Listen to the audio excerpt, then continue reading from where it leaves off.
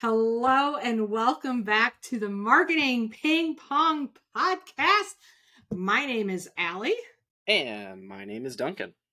And we are here today to kind of play with our brains. We're going to pick a business and pretend like we own that business and talk about what we would do in order to market that business. Now, something that we don't usually talk about at the beginning here, Duncan, I think we mention it oftentimes at the end. Just because we're going to talk about a specific subject, like our previous episodes where we started a bank or we opened a frozen yogurt shop or we became financial advisors or divorce lawyers, if that is not your industry, that does not mean you cannot get value out of these episodes. In fact, one of the main reasons why I want to do this is not to tell a frozen yogurt shop owner how to run their frozen yogurt shop, but to help all sorts of different local business owners kind of stretch out of their own box, to start looking at their business differently, and to bring a little bit more of an entertaining twist to just us saying, like, first you need to find your niche and then you need to do whatever. Like there's a bajillion boring marketing videos out there. And one of the reasons why I love what we're doing with this podcast is we can take these fundamentals of marketing and put them into real world examples and show how this would actually work. And my hope is that somebody watches enough episodes, which means you just got to watch all the episodes, or listen if you're listening on as a podcast. By the way, we're on YouTube. If you are listening as a podcast, that you start to change the way, once you're listening to us over and over and over again, talk about the same things, that you'll start to see where it applies to your business. And you start thinking about, who is my customer and how can I change my approach to my customer so that the marketing is built in. We talked about that a lot in the last episode. Even changing the name of your business so that it becomes part of your marketing, so that you're really stretching yourself and stretching your brain and not falling into the trap of, I got to be like everybody else and sound like everybody else. Some of the best innovations have come from outside somebody's industry. So I don't remember which one came first. One of them was the drive-in, was it bank tellers learn from like the fast food, or vice versa? I know the story. I can't remember though. It's one or the other, and it's like the innovation comes out, and then another industry adopts it, and it just like blows the roof off of it. Exactly. Yeah. So I feel like it's maybe banks had it first, and then these because fast food industries are definitely much more innovative. So I would assume that they would have seen that and really grabbed onto it. So they look to another industry and like, that's a really cool thing that they're doing over there. How can I do that here? And that's really what I want these episodes to be about. That's a cool idea. How could I do that? Not, if you're approaching these episodes with, I can't do that in my business, you're not getting it. The question to always ask is, how could I do something like that in my business? That is where the profit is. That's where innovation happens. And that's how you leave your competition in the dust. So I kind of wanted to talk about that at the beginning of this episode, because we bring it up again a lot at the end. But, for those of you that, once you hear you've seen the title, you know what we're going to talk about, but I don't want you to think, well, okay, that's not for me. It is for you. If you own a small local business, this is for you. Even if you don't own a small local business, it's going to help you break out of that mold that you think you're supposed to be in. And it really helps you make your marketing easier and make you more money. Because ultimately, that's what we're trying to help people do. Yeah, I think that message is important, maybe not just in the beginning of this show, but in every episode, right? It's like, if we can say that, because that really is the point. It's like, how do you break out of the mold, break out of the box that you've put yourself in, or that you feel like you have to be in to be a business owner, and really break out of it, because that's how you're going to stand out from everybody else that's stuck in their box, right? They're stuck in the same box with you, basically. Yep. And like, all you got to do together. Yes, you're all stuck in there. All you got to do is like poke a hole in the lid and crawl out, and you will differentiate yourself. That's what it is. Like, you're trying to differentiate yourself from your competition, and attract people to you, as opposed to going after people like everybody in the box. So. Yes, I love that, love that, love that.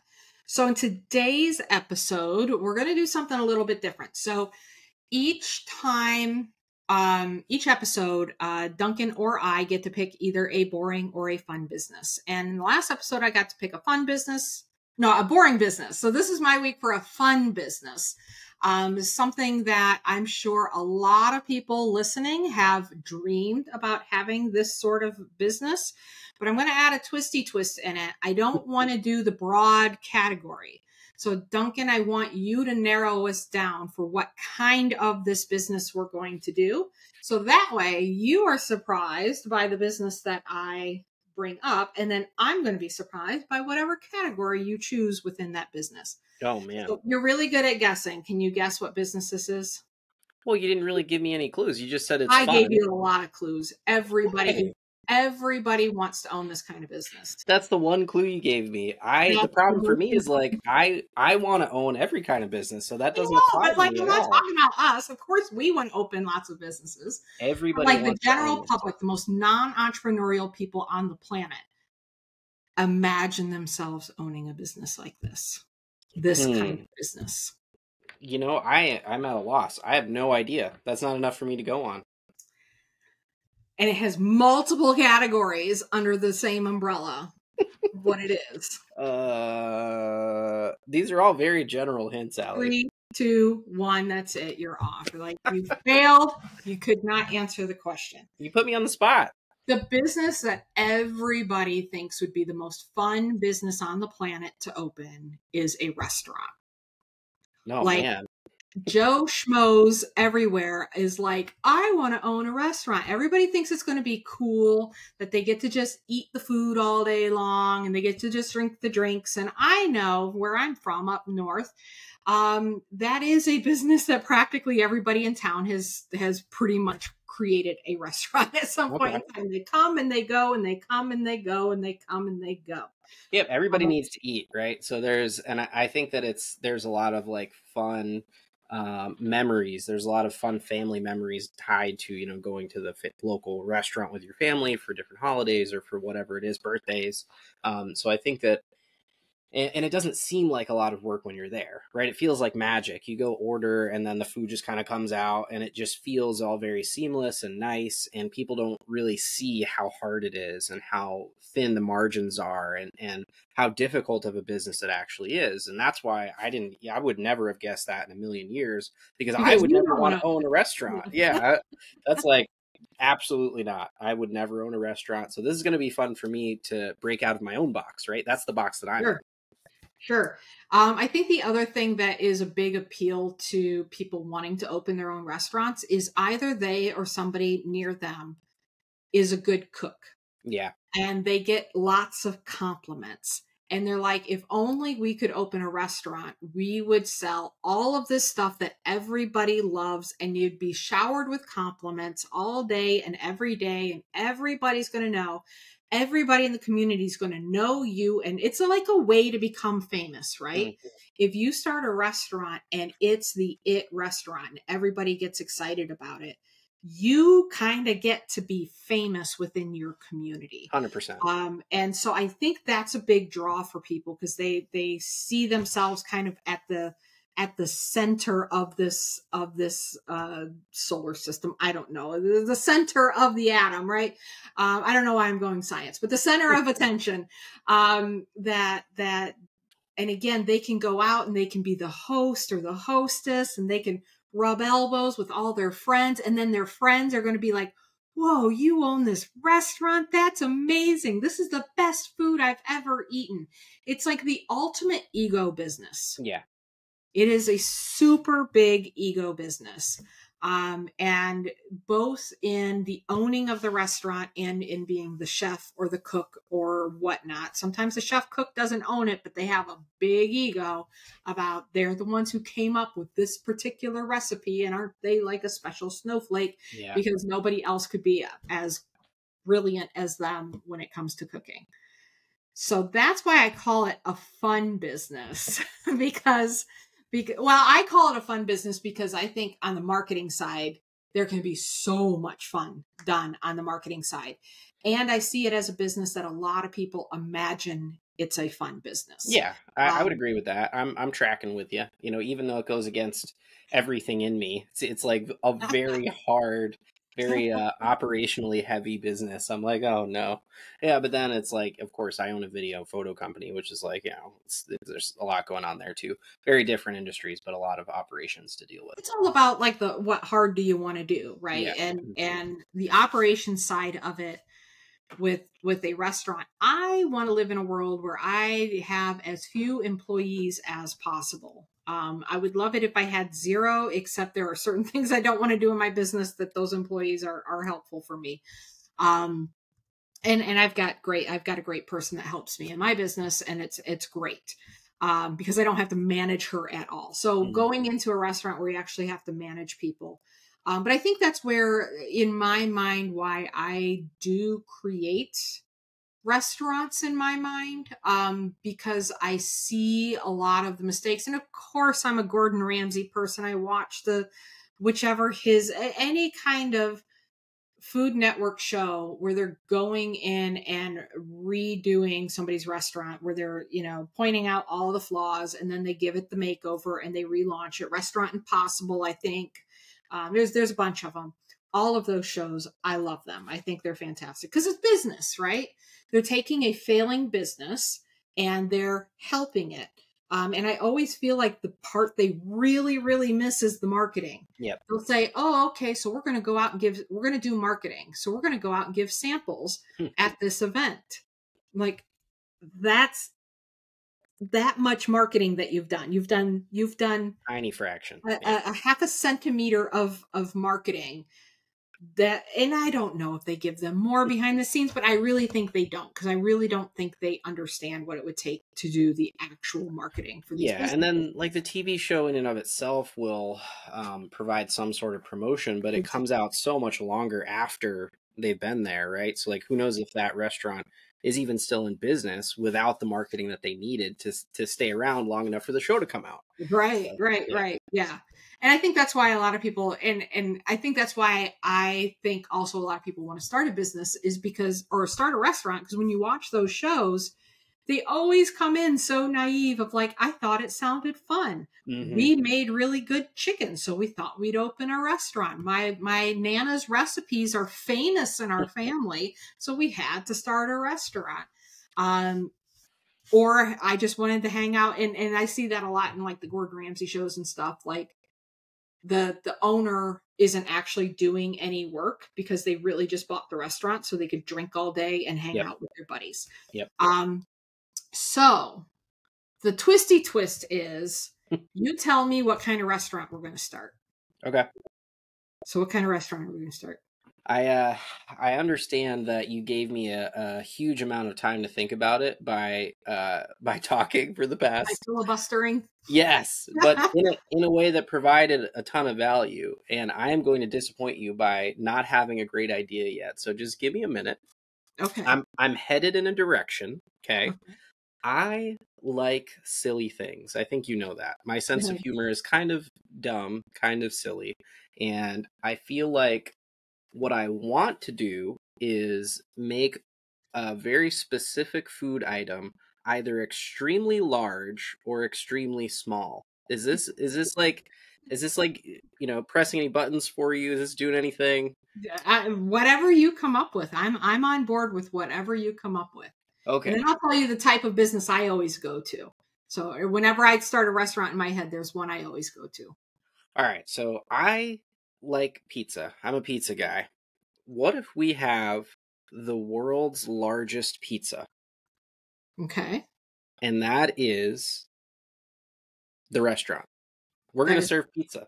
But not just pizza. We're going to serve the world's largest pizza. You come in, there's those like brick oven pizza places? Like where it's like a big, okay. So there's going to be a giant one of those in the center of the restaurant. And we're going to put a pizza that's like 6 foot long, 6 foot wide in there. And it's going to have toppings all over it that are all different. And it'll get slid out onto this big thing. And it's like buffet style. So you come take your piece of this gigantic 6 foot pizza. And that's how we do pizza. And we serve people in waves, right? So like the 6 o'clock seating comes in. and everybody puts their order in for their portion of this gigantic 6-foot pizza. How's this sounding? Yes, I'm loving it. Okay, so this is our restaurant. That's what I want to do. I love it. That's so good. Okay, so before I get into it, like where my mind always goes, I have to say, like when you said the largest pizza, I'm like, oh, there's already a restaurant that does it. Sure. And then that I had in Sandusky, and then you're like, and then Pizza Buffet, I'm like, oh, there's already a restaurant that does that, and it's the same restaurant, but they don't do the giant pizza. Okay. So they have what's called the King Kong pizza, which is a big pizza. It's like, I don't know, you can't see my hands; they're pretty far apart here. It's at least 3 foot wide. Sure. It's at least 3 foot wide. And they have a challenge that if you eat the King Kong pizza, if like 1 or 2 people finish the King Kong pizza, then you get some kind of prize. But I don't think you can go to 3. And my husband, in a drunken stupor, and his best friend, they had been working and drinking all day we were on like this little mini farm. And they had been working and drinking all day, and they're like, we want pizza. We're going to go get King Kong pizza. They failed the challenge because they got the meat lovers. Like, you can't eat the whole pizza. Yeah, that's like an extra 2 pounds of food. Drink beer and then fill the pizza with meat. I don't even think they got halfway through. It was hilarious. But they also do a pizza buffet there, which I used to love. CC's. We don't have a CC's up north anymore. We have to search to find them down here. Yep. So like pizza buffet, you can try lots and lots of different things. So I think this is really cool because it combines a lot of things that I love. I do love pizza. I love the idea of something extreme and out of ordinary. And I love a buffet. I think buffets are like just the best restaurant. Okay. So real quick, types of restaurants I do buffets. I used to remember, we only ate there once and I loved it. Sweet Tomatoes. Oh, that was one of my favorites. Yeah. I am so disappointed. We ate there once when we came here on vacation a couple of years ago, and then we moved back, and right before we moved back because of COVID, it closed down. Yeah, like, we were planning our days, our weeks around like how many times are we going to eat there and how close can we live to Sweet Tomato? Like, can we find that was a house? Like my most requested restaurant as a kid. I was like, can we please go to Sweet Tomatoes? Which is weird because it's like salad. There's a huge salad bar. But it's fantastic. Yeah, it was great. Yeah, and it wasn't just that one that shut down. It was all of them. There were multiple Sweet Tomatoes, and I think they all shut down. Yeah, I think the whole chain shut down. Yeah. So I definitely a buffet, but I always like doing ideas of restaurants that are a single food option. So that's where I thought you were going to go. Like a single food option, like it's just mac and cheese. Yeah. Mac and cheese done 52 different ways. So you have like your base mac and cheese recipe, but then we put chili on it, or we load it we put baked potato like fillings on it, and you just do mac and cheese. And that's where my food trucks go to. Like, it's just this one kind of food smothered with whatever kind of toppings we have at the time. I really want to do a deviled egg food truck. Just like so many different kinds of deviled eggs, like everything bagel flavor. Everybody loves sushi. Deviled eggs. Oh my God. And it's like, so your overhead is so low. It's just like eggs and toppings. I'm like, anyway, I could go on and on about this. Like, food is so easy to niche down because there are fans of every different kind of food. You don't have to think that hard, right? Like, there are pizza fans who will just go to a restaurant to try the pizza because they love pizza. You're going to get that business. And if you make something that's outlandish, off the wall, you're going to get people that are like, we have to go try this giant pizza. You're going to get all this different traffic. And it's very easy to niche down again because there's fans of every different kind of food. Yeah, so I love pizza. And the other reason why I wanted to niche down in this episode is because I want to do future episodes of different restaurants. Cool. Because I love all the different things you can do with lots of different types of foods and restaurants and concepts. I mean, you've got breakfast, lunch, and dinner. You've got dessert type things. You've got food trucks. I mean, we've already done the frozen yogurt, right? But food is like the easiest thing on the planet to sell. And outrageous food is even more, like the Heart Attack Grill. We saw that in Vegas. We didn't go in, kind of wanted to. Clary and I might be going to Vegas this spring. Clary, my 16-year-old, wants to go to Vegas for the full Vegas experience. Mm-hmm. I'm like, you're not legal for any of the You're not going to get the full experience. It's Yeah. like a quarter of the Vegas experience at 16. Yeah. But I'm like, that's definitely got to be on our list to go to Heart Attack Grill, because you got to see what it is. You got to see what it's about. Yeah. Okay. So I love this giant pizza. So we're going to have, first of all, we need to figure out what restaurant is serving the world's largest pizza and how large is it, so we can make sure we're at least like 3 inches bigger than whatever that is. Yep. So we got to make sure we get the actual world's largest pizza. There's got to be an entire like production when the pizza both goes in the oven and out of the oven. So it's even got to be like, the pizza oven needs to be in the middle of the restaurant, almost like a hibachi grill type of thing. That's exactly what I'm thinking. It's like right in the middle, and everybody's sitting around watching this pizza be made and watching it go into the oven. And like, you know, when they send off a boat and they like break a bottle of wine or whatever, it's like you need some like pizza send-off ceremony that's like, we're going to slice a hunk of pepperoni off this thing and then like send it into the oven. Yeah. I love it. Mm-hmm. I could see like somebody doing like the last little bits of just a little bit of Parmesan cheese on the top, just as it's, the salt bay it. Yeah. And everybody cheers as it goes into the, Yep. I do like that. And then I like serving it as a buffet. I don't know about having people. Here's where I get messed up. And this is where I think you're creating a logistical nightmare with your idea. Okay. There's a logistical nightmare here. Letting everybody pick what they want and putting that on that pizza would be a pain. But we could have 16 different kinds of pizzas and just put all 16 of them on the same pizza, and then people come up and they grab the slices that they want. That makes sense. And then you've just got, maybe we need 2 pizza ovens. I don't know. It depends on how much you can produce and how many people are in there. That would definitely be something that's where like the operations and the processes of a restaurant are very different, because you have capacity, how many people can you actually fit in the restaurant, what's your turnover, and then how quickly are you able to produce the food for the people there so they're not getting pissed off because the pizza's got to be in the oven for like 45 minutes because it is the world's largest pizza. And now we got to figure out how to not burn the outside while the inside's cooking. So there's a lot to figure out. So we're going to, just like we've done in our other episodes, assume we know how to cook the pizza. Which I'm going to tell you right now, I do not. The laws of nature right now, whatever is required for that pizza to cook, we just automatically know that, and we've already figured that out. Bing. Yep, we got the knowledge. So that's done. Like the pizza's just a given. So who do you want to market this to? I mean, again, it's built in. All right, we got a giant pizza. Come see our giant pizza. and then you get the pizza buffet style as it comes out of the oven. You almost have to have like a cart that it comes out onto, and then you wheel the cart out, and that would be a lot of fun. Have you seen those restaurants in maybe Japan or China where it's like a dish that comes out on a conveyor belt and like goes around the bar? That might be kind of cool. Saying that would be really cool. But the pizza comes out on a conveyor belt. And the guy's like chopping it up just like hibachi and like dishing it up onto the conveyor belt, and like here's a little pepperoni that goes by and the different toppings go by. I like that idea. I love that idea. I think that's fantastic.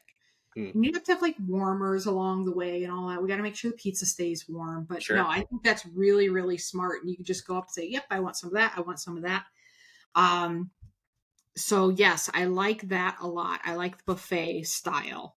All you can eat pizza, world's biggest pizza, but it's like $20 a person to eat the pizza. Gotta be.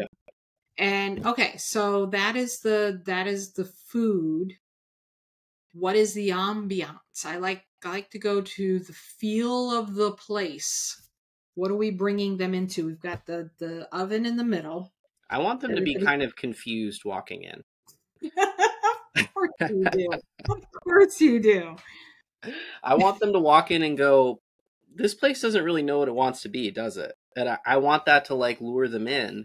and then when they're just as confused as we want them to be, we show them what it is, right? So like I feel like I'm losing you here. Just stay with me. Stay with me. So I'm here. I'm with you. They're gonna walk in, and it's gonna be like dark kind of mood lighting, kind of like a really high-end sushi bar, okay?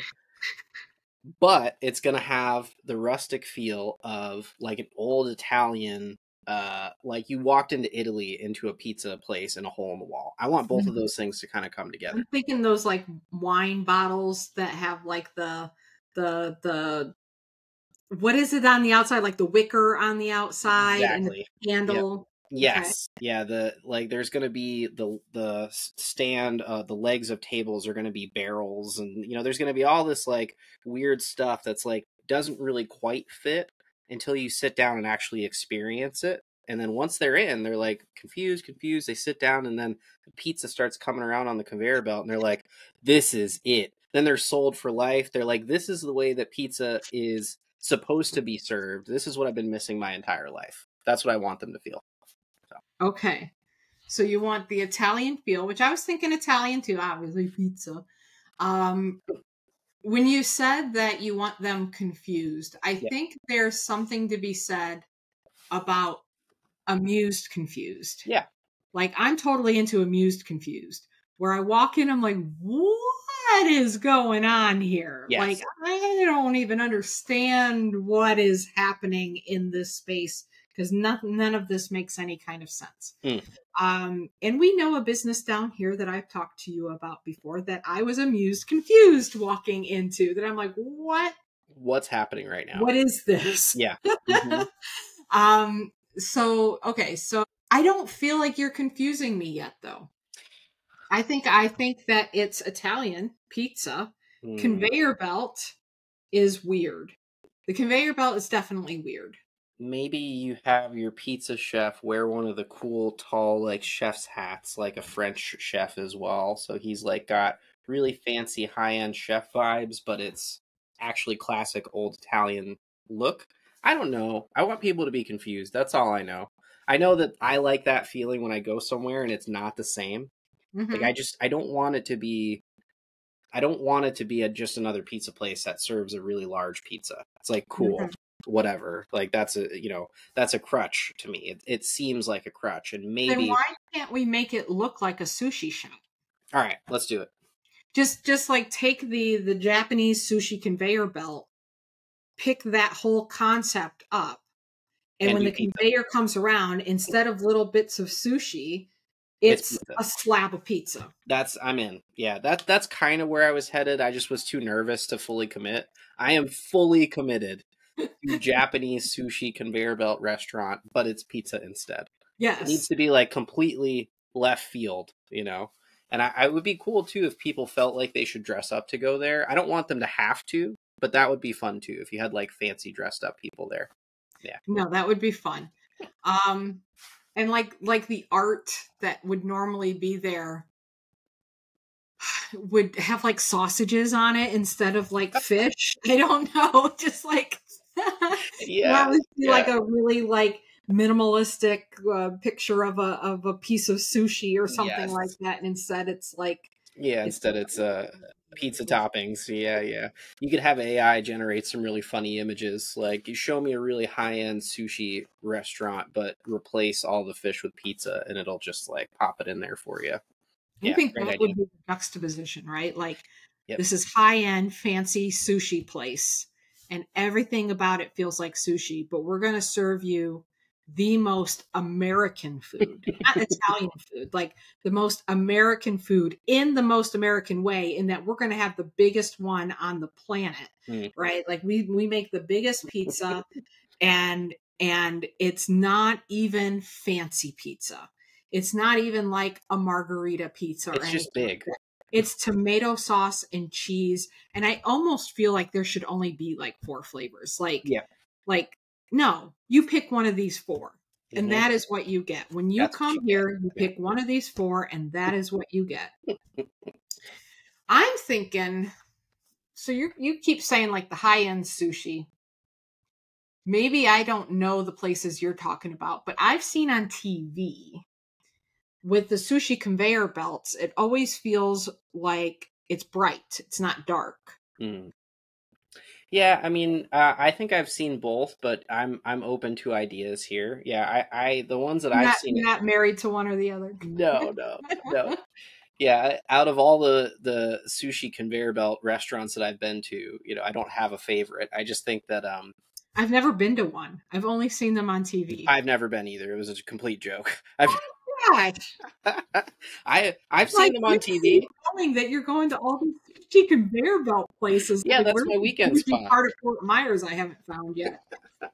Yeah, it's my favorite pastime, just to see little raw fish pieces come around on a conveyor belt. I've been to one, but you can say of all the ones I've been to, I'm like, man, you've been around, Duncan. I didn't know you had such, like, we just had $5 sushi the other day. I didn't know you had such expensive taste. Yeah, I'm pretty bougie, My thing though is I actually am, like, I really like expensive food. I don't like the effort that it takes to go get it. Like, they don't want you going in there in sweatpants, and it's expensive, and you gotta. I'm like, yeah, exactly. Just give me food outside of the social context. Yes, like, what do I do with my hands here? Like, I don't. There's like too many forks. Like, I don't know, whatever.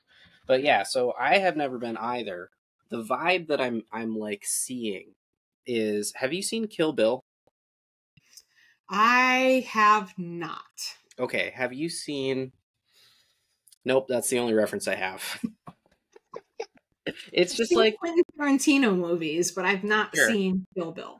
Okay, so it's just like a darker kind of classic Japanese aesthetic with like wood and stools and one of those birds. Don't laugh at me, Ellie, I'm gonna crack up. And those birds that the water fills up and it goes ding, and then it goes back up. Have you seen those? Birds? Yeah. We need one of those, okay? This restaurant is gonna be... Sorry. Let me compose myself. Okay, I lost it there. All right. I'm sorry. We're gonna have wood stools. I should clearly not own a restaurant. I'm sorry. I'm trying. Oh. You know the bird I'm talking about, right? Yes. The little, okay. Cool. At least that's vindication. Top hat or something. I don't know. See, you know what's going on. I don't know why. Is that Japanese? I don't know. I'm referencing Kill Bill. It's like the scene from Kill Bill. Okay. There's stools. There's birds. There's the doors that slide. Okay, have you seen The Last Samurai with Tom Cruise? No. Damn it, Allie. Obviously not culture. You need to see some more Japanese movies. Apparently I do. Do you know the doors that are like, it's like the walls and the paper doors? That's it. Yeah, Karate Kid, dude. Like, that is the most obvious reference if you want to talk about Karate Kid. Like Mr. Miyagi's house from Karate Kid. That is exactly what I want. With the bird. He has one of those birds in his yard. Doesn't he? Dunk.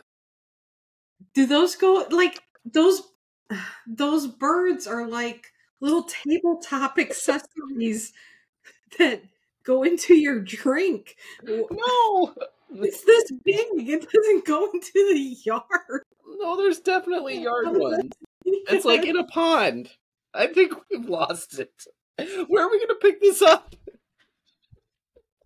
You said it in a pond. And it the water runs and it tips down and then it goes back up. We're talking about very different birds here. All right.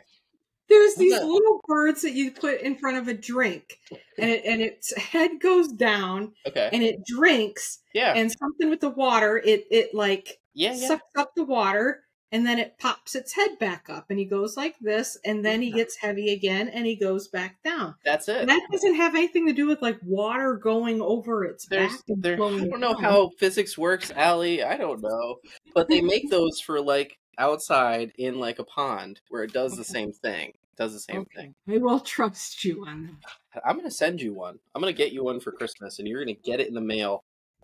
Oh my God. There's stools, Allie, and birds. And wood. It was like every reference I threw at you. I don't know what to do here. Okay. Let's But start I can see it. from... Okay, so if we're going Karate Kid, Yeah. and kind of that clean aesthetic that Mr. Miyagi has at his studio dojo, Yep. casa house, there is that clean aesthetic. If we take the Karate Kid dojo and serve pizza in it, that could be culturally insensitive. But as I'm saying it, I'm like, what a shitty thing to do. People are just like clicking out of this podcast. Like, what are they talking about? You don't get to choose the restaurant. That's what you get for springing it on me. I was not ready for this. I'm dying. I'm dying. I need water. Maybe we should go back to Italian. Where? Italian. Okay. Let's go back to Italian. So it's a giant pizza. I'm not gonna make it through this episode. I'm crying. Okay. Okay. I'm getting weepy. Composed. You're composing. Okay, giant pizza conveyor belt. That is the solid foundation. I can't even make it through you saying my idea. Is this a bad idea? Should we just scrap the whole thing? Oh, God. Alright. We can do competitions and we can do giveaways and we can birthday clubs, Duncan. We can do. Oh, God. I'm in pain. We could cook the cookies in the same oven because it's so big. It is. Oh, and then you put the pizza on the conveyor belt. Oh, God. Okay. And when the conveyor belt comes around, Mm-hmm. it has pizza on it, or it has cookie on it. You can decide if you want pizza, if you're still eating pizza, or if you're ready for dessert, it will also have a cookie on it. I think that's a good idea. I would like to eat at this restaurant. I don't know if I want to own it. You don't know if you want to own it? People are going to make fun of me. Okay, if we were to visit somebody else's restaurant that was like that, how would we want it to be on the inside that would be a juxtaposition to the pizza? Juxtaposition to the pizza. Juxtaposition. Maybe the conveyor belt. Maybe the conveyor belt is juxtaposition enough. Maybe the giant pizza and the conveyor belt is enough. That is the innovation. We already have two innovations here, right? We have the world's biggest pizza, and then we're distributing it via conveyor belt. So that is the innovation. Now, the restaurant itself looks totally normal, like any other restaurant you can walk into. You just walk in and conveyor belt and giant pizza. That's all we need to have. I think so. Giant oven.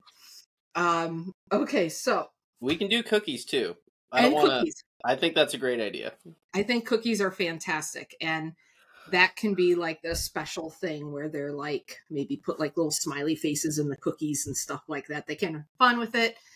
I really like the idea of showmanship with this that you get at the hibachi grills. Sure. Now, usually you get showmanship at a pizza restaurant when they're tossing the pizza, but we can't toss a 6-foot pizza.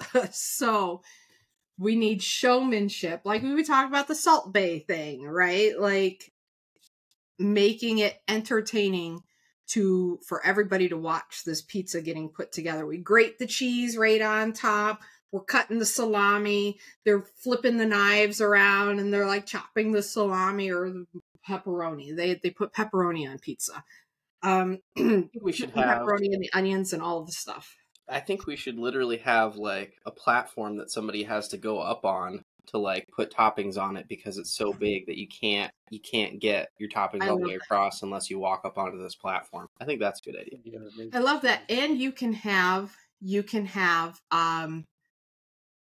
bring people up to be the person who puts like the last chunk of cheese. So, Oh man. hey, little boy from the audience, come on up here and you're going to put on the Parmigiana. And they bring him up there and they put the little gloves on him and he just does the little sprinkling. That's and the send-off ceremony. Yeah. Yep. That's your ceremony that you do to send the pizza off into the oven, is like you pull somebody from the audience to come put the last bit of the toppings on. Love it. Yep. I think that's fantastic. And you can do something similar like with the cookies and things like that. You can have fun little ways, audience interaction. It's got to be voluntary because I don't like involuntary audience interaction. Tim won't go back to Hibachi Grill because they burnt him with a piece of chicken. They like threw chicken at him and it landed on his collar and it burnt him. Yeah, I got hit in the eye by a shrimp once. Oh yeah, see that's not. It's dangerous. Yes, It is dangerous. So we need it to be safe. We have to have a safe pizza place. But yeah, just having that whole showmanship and excuse me, having all of the showmanship and the interaction with the crowd. And I was watching the other day this guy making candy canes. And this guy has owned the business for like 40 some years. It was around like 30, 40 years before that. They used the same tables and the same pools and everything. And he was like really interactive and fun with the audience as he's making the candy cane. And he's telling little jokes and he's getting people to answer questions and ask questions. And then he's funny in the way that he answers the questions. So having people like that creating the pizza that can do the crowd work of, like, oh, what kind of pizza do you want? Oh, I'm sorry, we don't serve that kind of pizza. And, just fun stuff like that the crowd can get the interaction and, be part of the process. Yeah. It's like, how do you take food and make it an experience, right? Like that's what the sushi conveyor belt does. That's what the hibachi does. That's what there's so many examples of that. And I think that if you can, again, take an idea from another industry and pull it into a different one, you can knock the doors off of a place because you can do something that nobody's ever seen done in that way. That's what this idea really is. It's like novelty in a lot of different ways. You have the giant pizza, you have the conveyor belt, you have the showmanship of the people at the restaurant. And you do get that a little bit with pizza shops, like you said. They throw the dough, but that's not really like pulling people into it.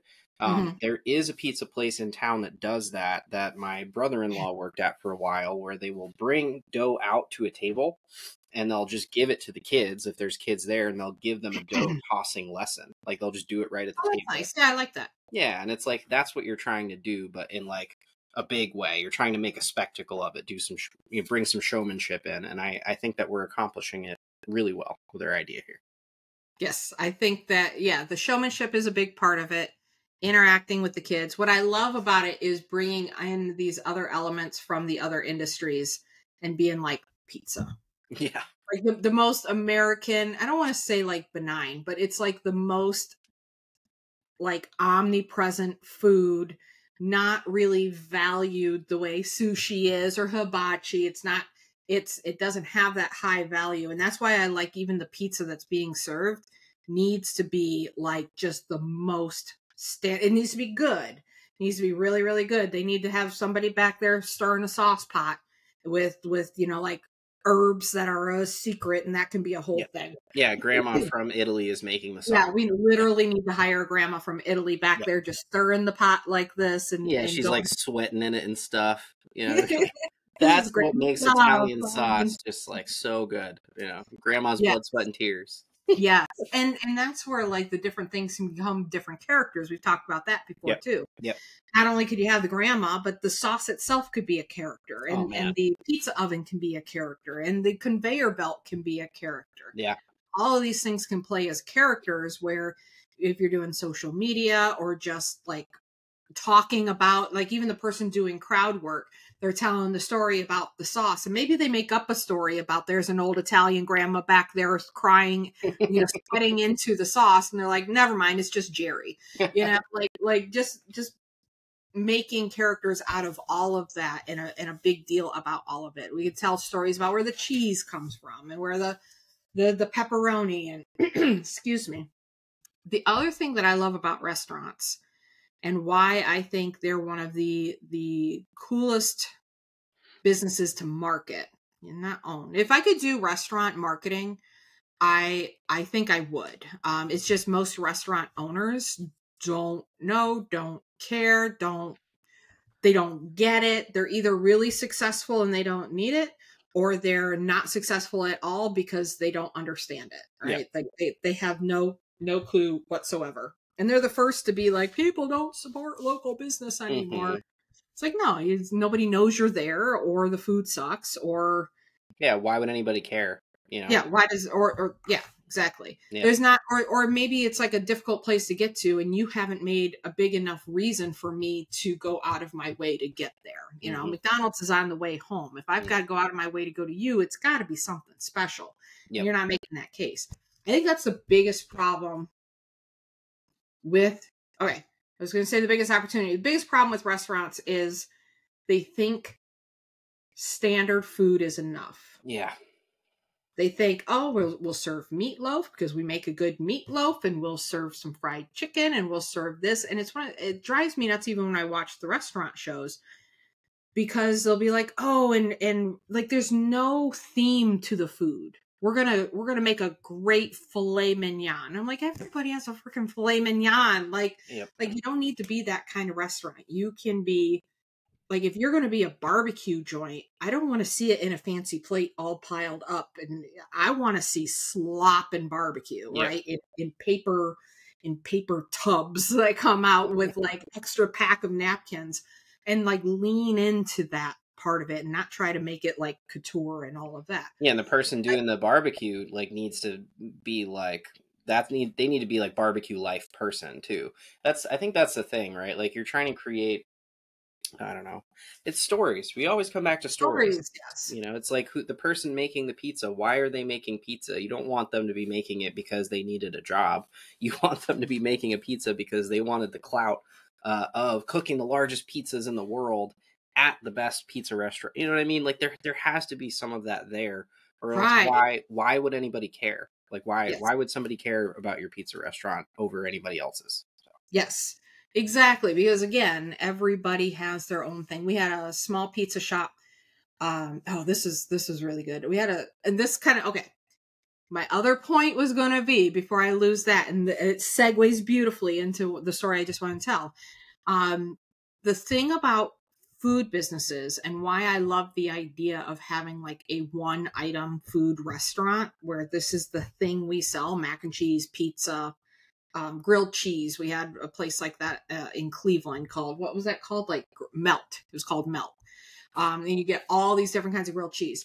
The beautiful thing about that is you can change it up day to day or week to week and bring something new to the table on a consistent basis that will continually make you stand out and get people to pay attention, and can create this kind of pressure for them to pay attention to your marketing, because they don't know what the next thing you're going to have is.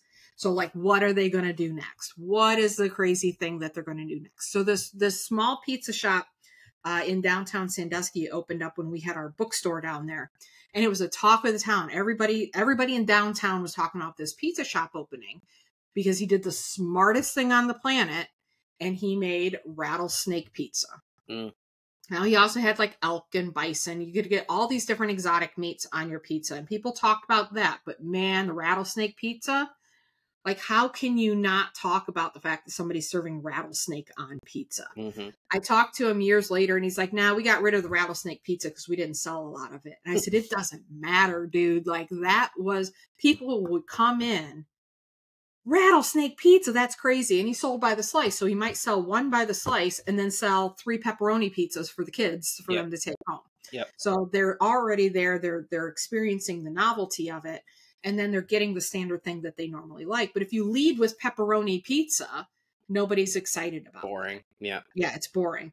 So what I love about even this pizza idea is let's say there's different nights of the week that make different pizzas. And so if you come on a Tuesday, you're getting pepperoni, sausage, mushroom, and cheese. But if you come on a Thursday, it's white pizza night. Yeah. And all we're doing is white pizzas on Thursday nights because that's white pizza night. And then so you can do something different each day of the week. And I know I said like it's got to be simple pizza, but sausage and already simple is enough. really good pizza. Yeah. Pizza's already simple enough. I think that's one of the things that I really like about it. And I watched this documentary recently where it talked about how and why some of the best pizza in the world was being made in this town, and I don't remember, Seattle or something. I don't remember where it was. But they were talking about how pizza in and of itself, the chefs were talking about how pizza in and of itself is simple enough that it can become a vehicle for any kind of food that you want to do, right? So like you can do things like similar to what we were talking about in the frozen yogurt shop, where there's something in season, and like maybe Saturday is like seasonal Saturdays, and we only use seasonal ingredients on our pizza this Saturday, and it's kind of like an artisanal, fancier pizza night thing. There's so many opportunities there to go a lot of different directions with your marketing, because pizza can literally have anything on it. There are no rules, and it's not that hard to make a pizza with something else on it. You just put different toppings on it. I love the idea of the guy standing up in the middle of the audience and saying, I have an announcement to make. Folks, heirloom tomatoes are here. And he holds up the heirloom tomato and everybody cheers that the heirloom tomatoes are here. And he talks about how this specific heirloom tomato comes from this area of Italy, and it's known to be the best sauce tomato that has ever been known to man. And we had a farmer here locally grow these just for us. And the sauce we're going to be serving tonight was made from tomatoes that were picked this morning. Wow. Like the showmanship again of everybody like cheering and getting excited about this particular, there's like a San Marinzo, I'm saying it wrong, paste tomato that is like popping in my head. Yeah, it's from The Godfather, right? I don't know. I haven't watched that. Well, maybe you haven't watched any of these movies, Allie. I don't know if it was The Godfather. It was a lot of movies. I haven't watched the movies you watch. Any of them from this podcast. I think that it was one. Yeah. It was one of those Italian mobster movies, and they were in prison, and they like smuggled in I think it's San Marzano tomatoes. And like they were like, we have to have these for the dinner that we're doing tonight. So yeah, I agree. That's like really powerful. The showmanship there is really powerful. And you can create that local connection too, right? It's like a lot of times you don't really know how a restaurant is connected to or intertwined with like the community. And that's a really strong way to do that is be connected to local foods. And instead of cookie night, we can do cookies some nights. So you could switch out the dessert. These are the different desserts we're going to have throughout. We can go right back to the frozen yogurt idea of peaches are in season. Yeah. Right? So we're going to do a peach cobbler dessert pizza. And that's going to be the dessert pizza for tonight. That's the only dessert pizza that we're going to be doing for tonight. And there are so many people that are hearing this and saying you're restricting so many flavors and you're making it so that people are going to be less happy. Like if you're only doing 4 flavors on the pizza and you're only offering peach cobbler, what about the person that wanted the cherry dessert pizza or whatever? But there's this magic that happens when you restrict and you tell somebody this is what you're going to eat because this is the good thing we made tonight. And they just say, okay, give me what's good. Give me that flavor. I'm here to be told what is good to eat. One of the things that drives me nuts is when you go shopping for something, like even like haircuts. They always ask me, how do you want your hair cut? I'm like, I'm not the expert. You tell me how my hair should be cut to look good with my face. Like that's not my job to know that. You went to school for this. And I think even with food, I don't always know what's good on the menu, and the waiter can help you. And you're always afraid to make the wrong choice. But when you literally have 4 choices of flavors and 1 dessert option, you're going to choose one of those 4 flavors and that dessert option. Yeah, and you make that a part, again, like we already mentioned it, you make that a part of what is so cool about the restaurant. It's like you can have different nights, you can have fancy flavors for your dessert pizza seasonally. Like all of that stuff is things that people can get excited about. It's not a detriment or a deterrent. Like that's a thing that pulls people in because they're like, yeah, I want to go on this night because they have my pizza that night. And it's like, it gives them a reason to come as opposed to every other pizza place. It's like they just have pizza. You could do a giant sugar cookie around Christmas time and have like a die that cuts it all into like little gingerbread men type thing. Yeah. And put the whole thing in. You pop out the little gingerbread men and have like somebody putting a little bit of icing on them as they're going onto the tray. Like Great again, idea. just like the showmanship of the whole thing of like, now it's Christmas time. We're going to have Christmas cookies together. Like what I love about this is the communal way of eating. Mm-hmm. Like we're all kind of like hibachi does, right? That we're sitting together and we're all watching one guy, but we come here to the pizza place to see, this is our cookie for tonight. Mm. This is the cookie we, as patrons of this restaurant, this is the cookie we're going to share tonight. It's a shared dining experience. Yeah. Mm-hmm. Yes. With a conveyor belt. Yep. In an old Italian style restaurant. I am in. An old Italian style restaurant with barrels, wine barrels, and the wine bottle with the candle on the top. And there's going to be salami hanging from the wall. And stools. We got it all. And wood. And wood. We got all of it. There will be a bird somewhere. Okay. So social media. I want to put a GoPro on the conveyor belt one night. That's so good. Oh man, that's like my video guy is coming out. Like there's so many different things that you can do there that would be really cool. Just from a shot perspective, right? But I won't get too nerdy about that. Get nerdy. I want to know. There's like top-down shots where have you ever seen one of those? You've seen time lapses, right? Yes, that I have seen. Thank goodness. I'm just like grasping at straws here. Please tell me you've seen time lapse. No. So I like I've seen time lapses where it shows like the progression of a night, but you can also show the progression of a season or like a week, right? So if you have different pizzas through different times of the week, it's like a series of shots that show the different pizzas throughout the week. That would be so cool to me. Like shot from a really wide angle, top down, you could see the oven, you could see the conveyor belt and the different kinds of pizza coming out. Man, I don't know how this restaurant's going to be laid out, but it's going to be cool. I know. I don't know, like logistically how any of this happens, Yep. But what I'm seeing with that top down kind of time lapse video is them putting the ingredients on, like 4 or 5 people putting all the ingredients on, and then it goes into the oven, it comes out of the oven. And then maybe it says like pepperoni sausage,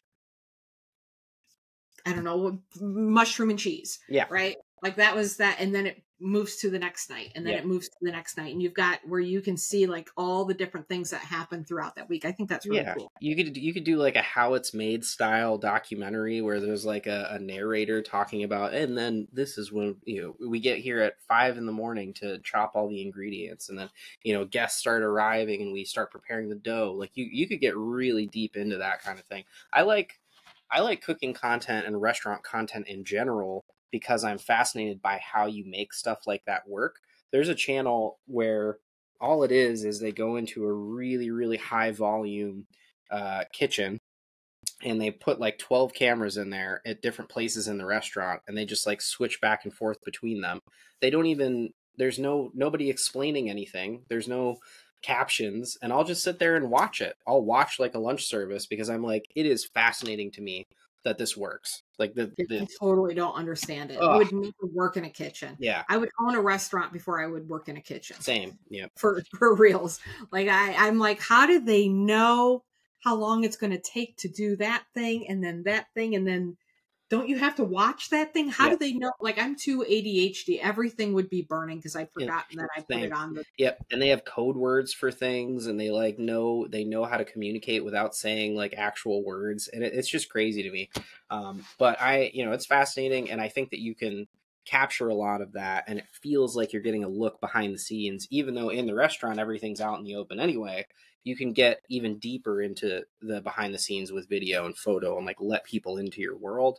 And I think that's really like the power of it is you're trying to, you have these stories, you have this image and this narrative that you're trying to present, and it gets presented for people that come and see it. And then you can take it and get pictures and video of it and show it to everybody, give them a reason to come in and experience it. And so people say, we need to go check that out. Look at what they're doing. Look at what they're doing. Mm-hmm. And I think that's the other thing with social media can give people and marketing in general should be giving people a taste of what it's like to already be there. Yep.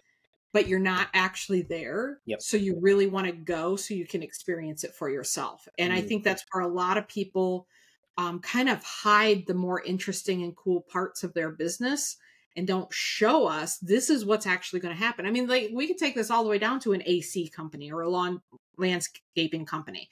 Just showing them this is what it looks like when we're mowing or trimming, or this is how we're doing this whole landscape. Just showing them that, you're like, oh, that's what I want. They do a good job. You're already experiencing your service, and that's a great way to build trust. And in a fun business, is a great way to build that desire. I talk about desire a lot. I think that, know, like, and trust is really, really important, but desire has to be there too. I can know, like, and trust you, but I don't want what it is you sell. Mm. There are definitely businesses where you need what they sell. I need somebody to mow my lawn. I need AC. I don't need a giant pizza. So you gotta I need a giant pizza, Allie. Yes. I need this in my life. Tim needs a giant pizza too. Yeah. You don't need a giant pizza, but it's a necessary thing for me. I need this. I'm telling you right now, if I don't get this, my life will not be the same. I need it. Well, you're the one who's got to start the business. All right, so I got to figure out how to make pizza. Trade-off. You got to own a restaurant and you'll get the giant pizza. We're going to have by the end of this podcast, we're going to have probably 100 businesses that we've started. What are we going to do? First of all, who says that the podcast ever ends? Oh. It just goes forever. Sorry. We'll have a podcast is one of the many businesses. Yes, the podcast is one of the. If we were to start a podcast, how would we do it, Duncan? So yeah, the what were we talking about? Oh, the giant pizza. Oh, giving people that sample and building the desire, making them lean in and say, I want that. I want that. That looks amazing. It looks delicious. I mean, you got to have the money shots with the cheese, the cheese stretching and kids shoving it into their faces and adults shoving it into their faces and people saying, this is the coolest thing. And that's, again, what testimonials are all about. This is what it's like to be here. And so you're actually teasing what it's like to be there. And somebody's like, man, that sounds so fun. That sounds so cool. I think we should really go. I think we really need to go. And there's so many opportunities there too, because you're doing something at such a ridiculous scale. There are so many things that you need at that scale that are prepared before they actually go on your pizza. Like if you have a giant tub of pepperoni, like I don't feel like I need to explain different content ideas for a giant tub of pepperoni. There's just gloved hands going in and there's just so many crazy visuals when it comes to making. Because you're dealing at scale, you're going to have that stuff there at scale. You need 5 pounds of grated cheese. I don't know what to do with that other than a ball of dough alone. It's going to be massive. Yeah, they're put faces and pictures in it, and there's so much. Put googly eyes on it. Call him Doughboy. I don't know. Oh my gosh, you do videos in the morning, like, "Hey everybody, I just wanted to show you our Doughboys for today," and you show them in their proofing drawers. Yeah, here's Bob and here's Carl, and these guys are going to be serving up some awesome pizza tonight. Tonight's specials are. Yes. Yep. And everybody's checking, almost like you're almost like when you taste the wine, right? gotta spin it and sniff it and whatever. Yep. You're checking out the Doughboys tonight, like or this morning, like how do the Doughboys look, and what are we having on the Doughboys tonight? And I think that's what we need to call the business is Doughboys. I love that. Just we've got these dough babies or something like that. Like they're just little dough babies, Doughboys, and Doughboy might be trademark, but like dough babies at least. So we're in a world without laws when we're in this podcast. So and you just do it until you get a cease and desist letter, and then you do it for another 6 months. Yeah. You go to the press and be like, look at Big Pillsbury trying to crush the little guy. Yep. What's the story? I just heard that story. Oh no, man. It was that Jason Aldean. Did you see that? That just happened. So it was Jason Aldean. This woman made a tumbler with a bunch of Jason Aldean pictures and things on it. And his lawyers went after her. I think she sold like a whole 10 of these tumblers on Amazon. His lawyers went after her. And apparently in the state of Illinois, she's in Florida. She's like up near Bradenton, I think. Huh. The lawyers in the state of Illinois, they don't have to send you physical papers to let you know that you are being served. Wow. And so it went to her email spam box. So she missed the court date. The court found in Jason Aldean's favor, and she owed $250,000. Wow. So they did a whole news segment on her about like she's crying. She's like, I've only sold 10 of these tumblers. And so then they also told Amazon, hey, this woman's selling copyrighted stuff. Amazon put a hold on her account. She had $700 sitting in there. So she's not getting the money that she's being owed, and she owes $250,000. Wow.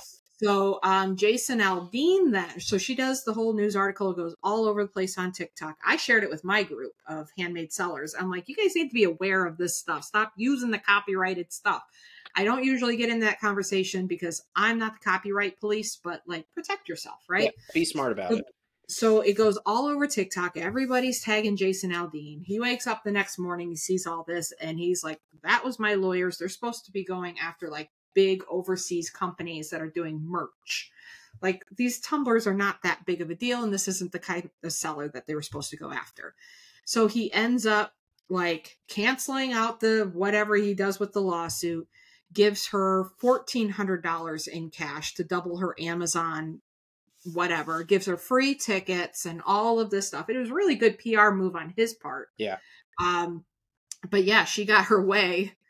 You know, and I'm not saying like, okay, she was also selling Disney stuff too. Like she knew. Yeah, she knows. There's a point where you know to not mess with Disney, right? Yeah, all handmade sellers know to not mess with Disney. So I remembered the example. It was Ben and Jerry's. So they were selling in corner stores. They were trying to sell their ice cream retail, and they like couldn't sell it. And then they started selling to corner stores and grocery stores and things like that. And then one of the other big name ice cream people threatened to pull all of their products from the shelves if they didn't stop selling Ben and Jerry's ice cream. And then they ran a PR campaign based on that. Like they're trying to take down the little guy, and then got them to back off. It was like Haagen-Dazs or whatever company owned Haagen-Dazs. So yeah, there's power in David that. and Goliath story. Yep. We all root for the underdog. Ben and Jerry's has a great book. I read that years ago. Really interesting. The marketing that they've done with that business, super smart. Yeah, super smart. And things that they've built into the business, just where they get their supplies from, free ice cream day. Like I don't know if we ever brought that up in the frozen yogurt one, but there was we have to have a free frozen yogurt day. I think we did talk about it. So we could do that with pizza too. Free pizza day. We just do a day where everybody gets a slice of pizza. Yeah. Why not? Sure. You have the whole town will be talking about it. Everybody's going to not everybody, but a lot of people are going to show up. Maybe do a little concert outside. You have some entertainment, and you just like double time. Maybe you don't even bring people indoors. You just bring everything outside, and you give people free pizza. Yeah. I love it. Free pizza for the whole day. I will be there.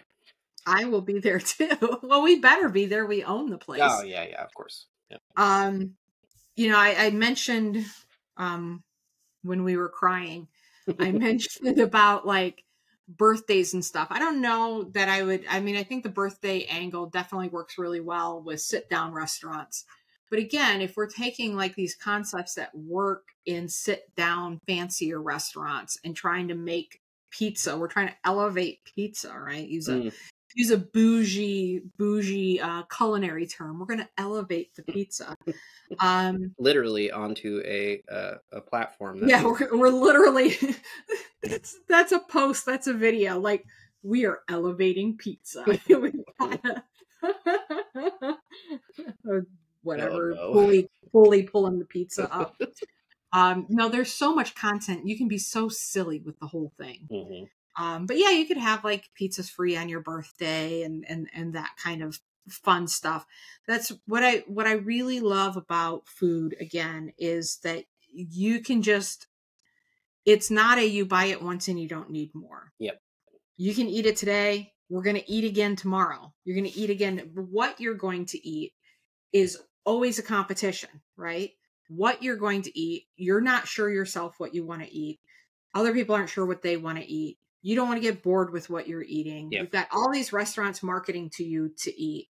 And it's really about winning that game, that when somebody thinks, hey, I want pizza, they think you, right? Then we have to go to Dough Baby or Doughboy or whatever we're calling this, and get pizza there.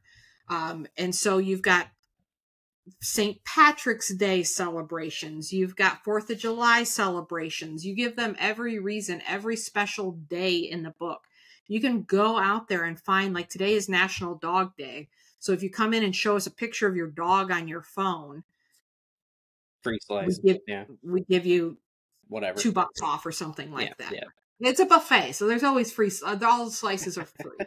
Yeah. Free slice doesn't quite work. Yeah. No, I get that, and these pizzas are large enough that you can make like an American flag on there for 4th of July. Yes. You decorate it with toppings. There's a lot of different ideas there for sure. I think that the recurring theme that runs through a lot of our episodes, and the thing that I'm trying to apply, or think about at least applying in my own business, is fun. It's like it has to have some element of fun and showmanship, right? I think showmanship really says it all, right? It's like it gives somebody an experience that they weren't expecting.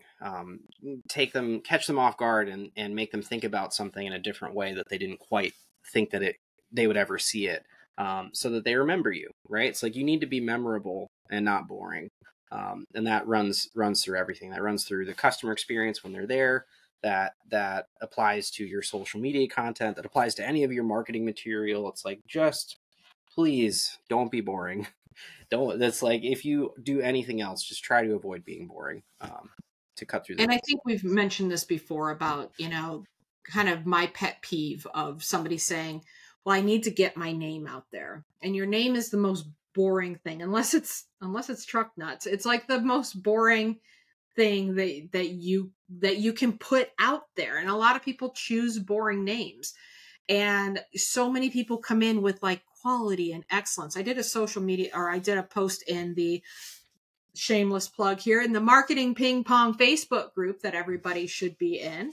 I made a post in the Marketing Ping Pong Facebook group saying, like, stop using these boring words. And it's like excellence and quality and service and just all of these buzzword boring words that everybody uses.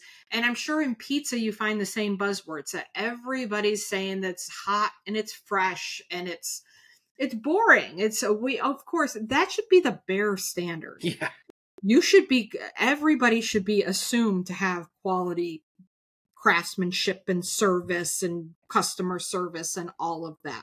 That should be the baseline. As long as you're meeting that baseline, you're just like everybody else. Of course, there's people that don't meet the baseline, right?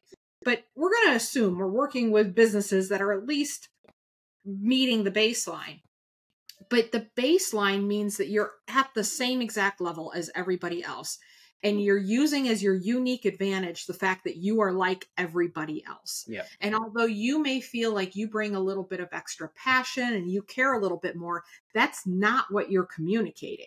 What you're communicating is, I'm just like everybody else. Look at me like everybody else. And so even with my handmade clients in that business, I tell them all the time, they can't use the word unique. Mm.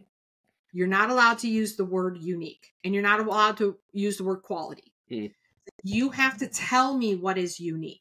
You have to explain to me what is different about what it is that you do. And that's where I think businesses get stuck, and why all the pizza joints seem the same and everybody seems the same. Yep. Because they're selling themselves on the most boring part of their business, when all you have to do is like put on a funny hat, for goodness sakes. Like just have a headshot that's goofy, and that's going to get people to say, what? And that's kind of that post that you made in the Marketing Ping Pong group about, what did you call it? Something about disrupting the narrative, but it wasn't that. It was narrative violations, right? I think narrative violation. Yeah. that violation is important, right? So they have this narrative in their head. They hear it all the time. They see it all the time. They build up this idea of what they think your industry is, or the service that you provide is. And you literally need to create something that takes it and just like rips it into pieces and says like, no, this is how it could be. This is how your life will be if you actually work with somebody who cares about making pizza, right? It's like, tear up the narrative, violate it, and say like, this is really pizza, not this other place. I love narrative violations. It's like, you can't get really more powerful of a statement than saying like, everything that you've been taught is wrong. Everything you know about pizza is wrong. Come to our place to see what real pizza is. I love that kind of messaging. And I love that. That's almost like how we should start the podcast sometimes. Like, everything you know about pizza is wrong. Here's what we do instead. And that can build out a business, especially when it's like an imaginary business like this. That can build out the whole business. Yeah. Okay, how do we do something totally different? Nobody's serving pizza on a conveyor belt.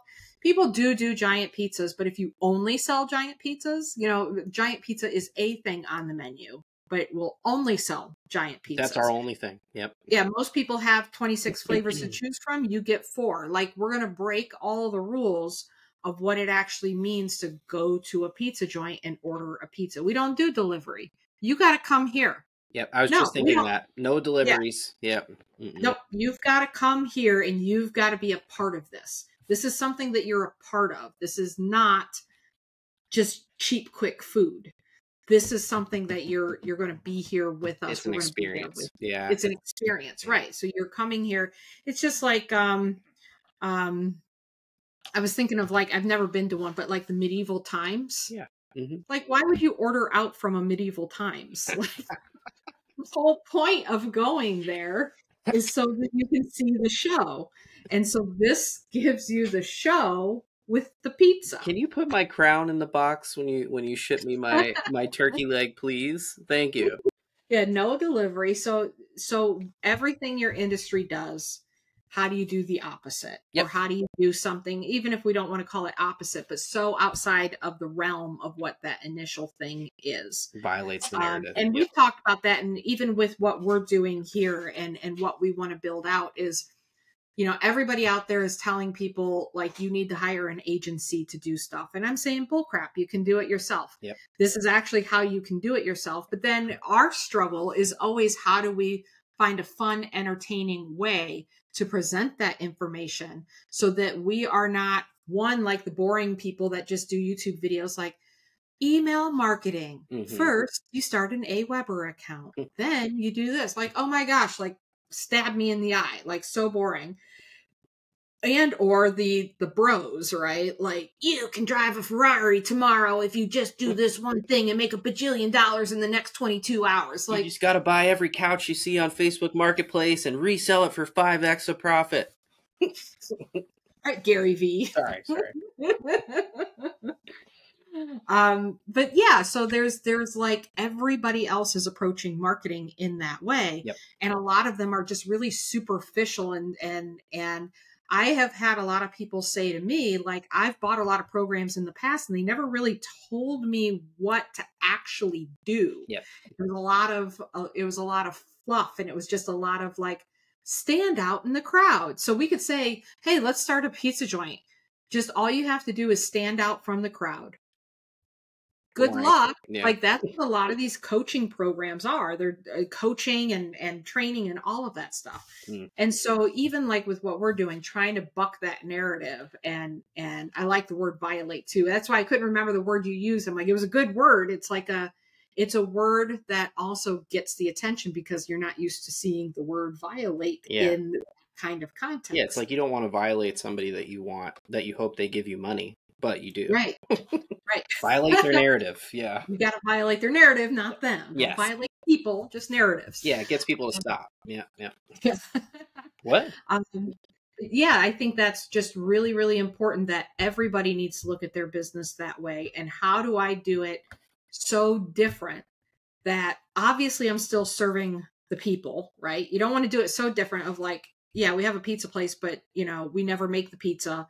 And, it's always late and, like you still want to serve your crowd, although that could be fun too. Yeah, we throw the pizza at you from across the restaurant. Yeah. That burning hot sauce. Yeah, forget the conveyor belt. We're doing catapult pizza. There you go. We're going to bring medieval times and pizza, and we're going to combine those two. But yeah, how do you take, you still need to serve your customer, and you can violate by serving better. Yep. But I think a lot of it is just in the approach, like how you present yourself. We talked about in the truck episode about the guy just sounding like your old uncle screaming at the TV, and that's just not how car commercials are supposed to be. Yep. Not that guy, not that voice, not that way, right? It's not how it's supposed to be, and therefore it stood out. And everybody and that's the thing, right? You have to realize it's like the Matrix quote. Have you seen the Matrix, Allie? Do you want me to answer that? Yeah. No, I have. Oh my God. I think, but it wasn't that long ago. Okay. And yes, I know I think I was like half paying attention though. That's why I'm saying, like, I almost said no, I haven't seen it, but I am never quoting a movie or bringing up a movie again on this podcast ever. I quote movies all the time. You just got to quote the right movies. Everybody's seen The Matrix. All right. Anyway, there's a Clue. Huh? Have you seen Clue? Of course. Okay, because that's where most of my quotes come from. I've never seen it. I was lying. I'm so sorry. Oh my gosh. You don't watch anything good. It's true. Well, that's one that you've mentioned that I haven't seen. I think on this podcast alone, there's been like 5 that I've mentioned that you haven't seen. No, but I have seen The Matrix. Okay, so my point is, one. Okay, and I generally know what it's about. You get the idea. There's a quote where they said there is no spoon, right? The idea is there are no rules. It's like you put yourself in a box of what you think your industry is supposed to look like, sound like, feel like, present itself like online, and it's all BS. There is no spoon. It's like, doesn't exist. Just do something different and people will notice you and recognize you for it. And then as you put that kind of stuff out into the world, you can tweak it and iterate on it and make it so that it attracts people as opposed to repel them, right? Because like I've made the mistake of being too different and because I'm kind of a weird guy, right? Like you can't be too different. It makes you seem harder to work with, or, like maybe there's something off there and you have to kind of figure out where that line is. Yeah, there's definitely a balance you have to find with it where, I tell my clients all the time, I'm like, just go live. Like, we'll stop worrying about things. And then they're going live and they're like in their pajamas and their hair sticking up. And like, I'm like, not that casual. Yeah. You still need to present yourself a little bit like you care about what it is that you're doing. Or they're laying in bed like, oh, I'm just letting you guys know. And then now that's working on TikTok. Like there's people like killing it on TikTok, laying in bed. Yep. So there are no rules. There is no spoon. That's my thing. I think it's better to just try things, right? Even if you have your things that work, right? Once you get some things and you get some traction, that's great. Keep doing those things, but it's important too to try and innovate. It's like you're not going to throw one weird email out there and like alienate your entire list, or like one weird social media post isn't going to like sink your business, right? feel free to experiment as long as you're, not being a horrible person or, whatever. It's just feel free to experiment is my point. Yeah, and people think that other people are paying attention way more than what they are. Yes. If you have an email, like I had an email going out for a while that was like, hey, first name. And, usually you do the mail merge and the first name was written wrongly. And so this was on my sequence. It went out to thousands and thousands of people over months. And I had one person reply and say like, and it was funny because it was like, do you make these mistakes on Facebook? And they replied back and they said, do you make this mistake in email marketing?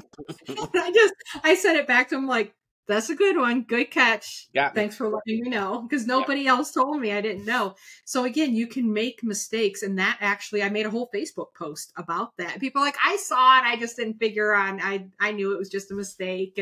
And we created a whole conversation around it. So don't be as scared to try those new things. And you were talking about the spoon doesn't exist. Is that the quote? The spoon? There is no spoon. There is no spoon. I was listening to a TikTok video the other day where she was talking about somebody had posted to TikTok, and it was a girl. So everybody jumped on her even more. And she's like, what is math? Like, does math physically exist or did we make it up? Like, and Willow has asked me this question before. She's like, what is math? And everybody jumped on her like, you idiot, like you don't know what math is. And of course, she's a girl, so of course she's stupid. It's a good question. And then philosophers and mathematicians were coming in saying, actually, that's a fantastic question. Mm-hmm. And what the TikTok video that I was watching was talking about said, we all get indoctrinated into ideas that this is the way things are. And when somebody bucks against that, it's a knee-jerk reaction of like, what are you doing that for? That's not what we do. Yep. But those are always the people that innovate. Those are always people that find solutions that are not the typical solution because they're not afraid to ask the question, but why do we do that? Why is that something that's so important that we have to do? And she talked about several examples, but I think about that in business, and I've read that in marketing books before of just, like, I remember the old example of they were going to, elevators come out, elevators are safe, everybody wants elevators, and they're having to renovate these old buildings, put the elevators in. And, there's a bunch of engineers sitting there talking about how they're going to put the elevators in. And the story goes, the janitor comes up and says, what are you guys talking about? And they're like, oh, we're going to put elevators in. He goes, you're going to bust through those floors, fill the hotel up with dust and debris and all of that. And you're going to inconvenience people and you're going to lose, the hotel's going to lose money. He goes, why don't you just put it on the outside? Like, why do you have to put the elevator on the inside? And and they put out the first external elevator that was like a glass elevator on the outside, and they were able to avoid all of the problems. And it's just asking those fundamental questions of why do you think it has to be that way? Yep. And when you can ask yourself that question, really push those boundaries, then you're like, there is no spoon. There is no reason why it has to be that way. We can innovate our way out of that. I think it's such a good metaphor too. Like, they're all, the context of that quote, they're all sitting in a room full of, the main character walks into a room full of kids doing various telekinetic powers, like floating blocks. Is that Keanu Reeves? Yeah. And, okay. And there's a kid there sitting there doing spoon bending with their mind. And he like hands it to him and he's like trying to bend it. And the kid's like, you got to remember, like, there is no spoon. Like, it's just made up. So you're trying to do this thing. Feel like you're trying with all your might to really, like, figure this thing out within your understanding of what a spoon is, right? That's your business. It's like, this spoon is made out of metal. It's in order for me to bend it, I have to do this. And I don't know how I would make the metal bend. Physics won't allow me to bend it without taking my hands and bending it. And like there is no spoon. Like, you just got to get rid of the notion of the idea of what a spoon is. And then you'll be free to do everything that you want to do. Love it. Love it. So with that movie quote, I think we're going to wrap this episode up. I'm curious how much of the laughing is going to get cut and is going to be left in. We almost died. We almost died. We did, you guys. Like, I did not think this episode was going to survive that. But we rallied, blew my nose, and we made it. I had to lay down on the floor for a couple seconds and compose myself, and then still it didn't work. I came back and almost died again. This was a fun one. This is definitely the most fun we've had so far. Hopefully, it is beaten in the future, that we continue to have fun and we push the envelope. There is no spoon. There's no limit to how much fun we can possibly have on this podcast. So I want to remind everybody that we do have the Marketing Ping Pong Facebook group, where Duncan and I post nearly daily tips, tricks, tactics, and strategies for marketing your business. So if you want real actionable strategies for marketing your business, obviously listen to the podcast, but also check us out on there where we give you more bite-sized bits and you can ask us questions. Hey, I own this kind of business and I'm not quite sure how to do this in my business. We are there for you to answer your questions and help you through. So search for us on Facebook, Marketing Ping Pong. You'll find our page and you'll find our group. Just join the group, follow the page, do both, and we'll all be happy. Any last words, Duncan? I don't know. Watch more movies, Allie. So my quotes. Watch more movies. You need to make me a list. Okay. And I'll watch the movies. That works. I can do like that. Like Godfather, it's been on my list for a long time. Like, I've always thought that's something I should... Listen, I wasn't allowed to watch rated R movies growing up. Yeah. And then I had kids, and it was just nothing but Barney and Teletubbies for like half of my life.